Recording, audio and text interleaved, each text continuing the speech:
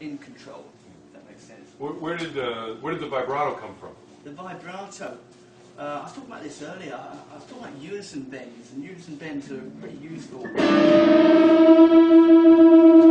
can hear exactly when you're in tune. You know when to stop, and I think that kind of gave me a good muscle memory of where the note was. And then sort of the way I developed that was bringing it up,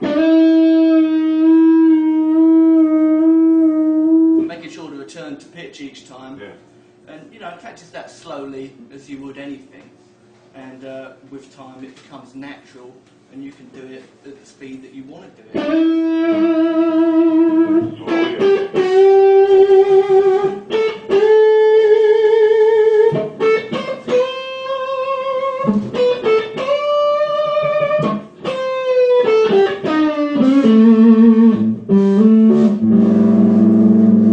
Something like that. It really transmits the rock face through the music. I'm making rock faces myself listening to that. My next question is, you have a really good facility with those tune-up per string pentatonic, like that's a really, you've got that lick down really, really well. It's useful. So let's have a look at one first.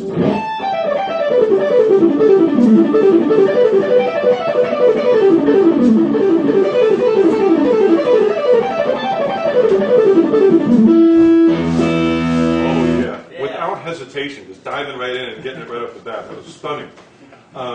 So my question is, this is a very guitarish technique question, but the hands that aren't playing, or I'm sorry, the fingers that aren't playing, are these. Yeah. They aren't doing anything. They're not touching the string, That's or right. they're not holding a pick, but they're still there. Yeah. And you have to make choices, or a guitar player has to make choices about what to do with them. Yeah. And you've chosen something different than I did, but it's working really good. The thing behind that is, I remember watching Richie Faulkner, who plays in Judas Priest now, and he does that. And I used to watch him, and you could see every little picking motion in the little finger. That sort of reinforces that it's coming from the wrist. Well, it's like a grandfather clock pendulum kind of thing? That's right, yeah, it's exaggerated, and you can kind of see your motion there, so that sort of appealed to me.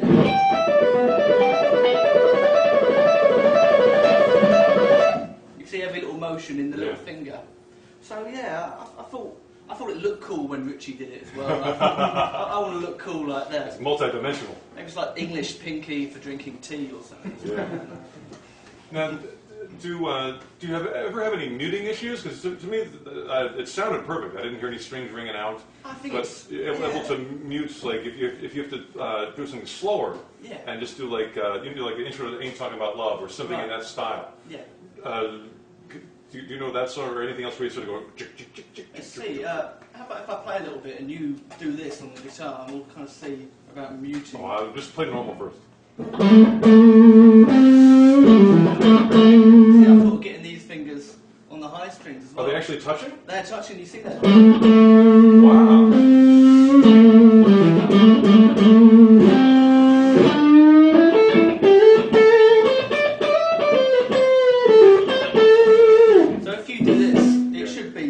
Control. I have to get you to actually make some noise there. Yeah. Have a go. Okay.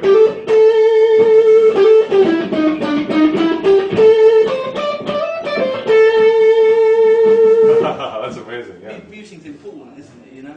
Yeah.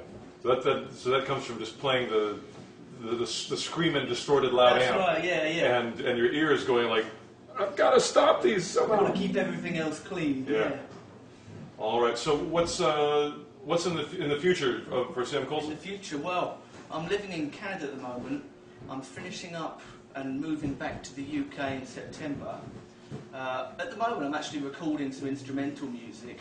That's not what I really want to do in the long run. I'm going to look for a singer, or perhaps sing myself. I'm not really sure yet, but definitely that's why I'm moving back to England, to get back into a good scene for that kind of music.